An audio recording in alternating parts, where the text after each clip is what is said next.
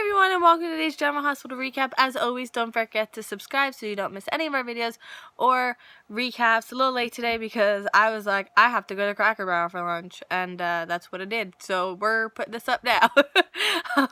Thank you so much for watching, and let's get right to it. Character of the week. So the winner of last week's Character of the Week is Tracy, and the honorable mention is Anna for dropping the charges against Sabrina. And yes, I made this hat. How cute is it, right? With the buttons. It was supposed to be slouchy, but it's not. But I still love it. Anyway, let's get right to it. So at Nathan and Maxie's place, Nathan and Spinelli are there. And I'm like, oh, this could get a little bit heated. But Spinelli has Maxie's best interest in mind, and Nathan wants to know why he shows up when they're having trouble. And Spinelli's like, it has nothing to do with that. I am here, for other reasons. But Spinelli says that Nathan isn't worthy of Maxie, and he needs to shape up, or he's going to answer to him. And then when he leaves, he has this face, and I'm like, I think he surprised himself with that. At the hospital, Maxie wants to talk to, hi, E-Cat! I found E-Cat! Hi, E-Cat! she looks drunk! She's so cute! Sorry, she's just really adorable right now. So Maxie wants to talk to Griffin. He really doesn't want any part of this, but Maxie's gonna just tell the story anyway, really lock him in. Maxie says that Nathan shot someone in cold blood, and Griffin's like, well, it seems like more heat of the moment. And it's like, I wonder how you know. So they wind up talking, and she says he seems remorseful, and Griffin says that one mistake doesn't define someone's life, and Maxie's like, yeah, if it did, no one would talk to me. Right, E-Cat? Hi, E-Cat. Let's take the filter off so you can really see E-Cat. Okay, E-Cat's gonna leave.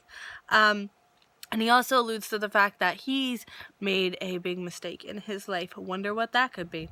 At the safe house, Sam knows that she was followed off the launch, but she did her little thing and wound up shaking the tail before she went back to the safe house. I can't talk today, E-Cat. I'm as drunk as you. So she tells Jason, for what it's worth, Dante really does feel bad, and Jason doesn't fault him for doing his job. What's he gonna do? Just pretend he doesn't know that, Sam definitely knows where Jason is? Jason thinks that Spencer knows that Nikolas is alive, but they don't want to approach him with it because they don't want Spencer to think he's betrayed Nikolas in any way. And Jason remembers that Nikolas saved his life in the fire a few years ago at, I forget what they said it was. You guys remember. That was before I started watching the show. Sam recognizes a forger, I don't know. I think I missed 2 seconds of something. But now at least they have a lead, and they think that Nikolas either had a passport forged or something.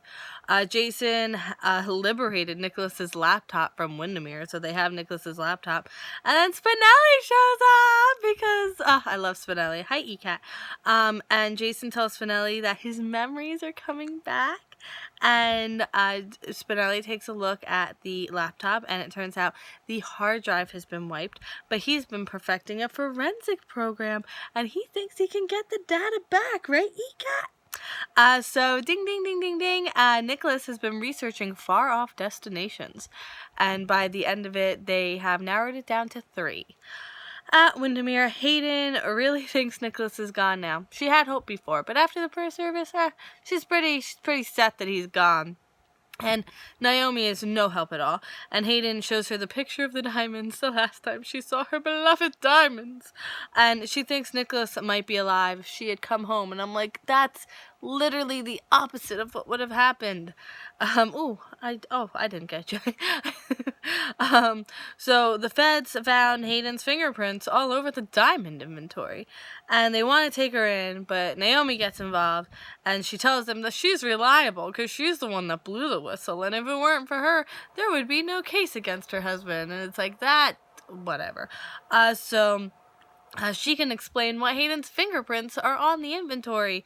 When she was updating the insurance stuff and taking inventory of all their houses and this, that, and the other thing, she enlisted Hayden's help. So that's why Hayden's fingerprints are on the list. Okay. Whatever. So she says she has no idea where the necklace is. Nobody knows where this necklace is. Well, it's been taken apart. At Alexis's house, Alexis doesn't want to stand by as the adoring wife The Good Wife. Dun dun dun. That's a different TV show that ended on a high or low note, depending on how you feel about that. Lucas and company show up, and by and company, I mean Brad, Bobby, and Carly. So Carly kind of got to be his best person, after all.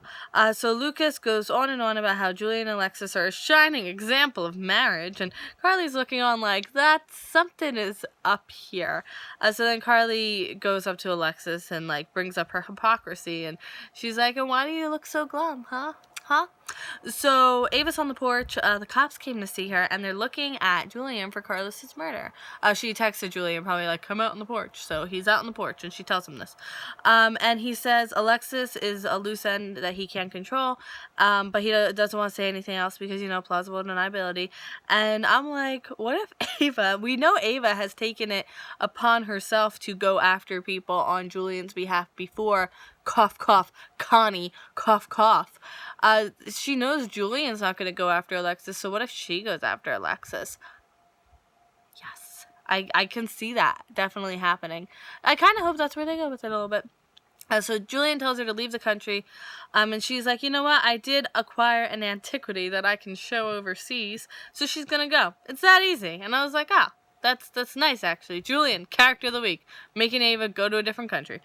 So wedding time, and the cops are at the door, because what else would happen during a wedding? So it's Nathan. He has a warrant to search the premises. Alexis is like, oh, it's a real warrant, like, so they gotta do it.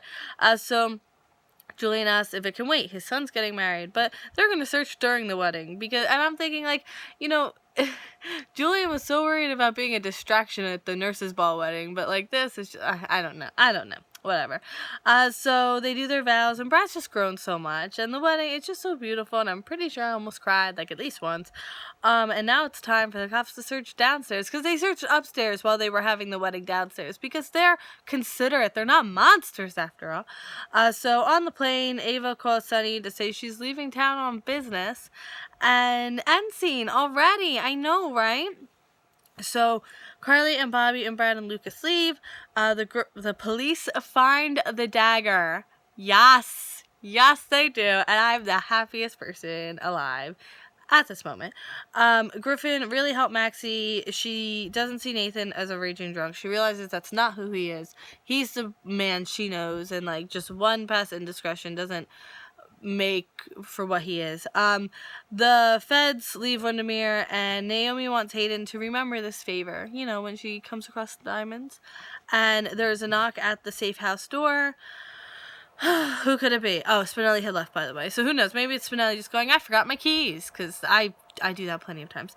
And Ava is on the plane, and the flight attendant's like, you gotta turn your phone off. And then the flight attendant is like trying to pull the blanket off the person next to Ava. I was like, excuse me, sir, do you have your seatbelt on? Excuse me. Pulls the blanket off of him, and it's Nikolas.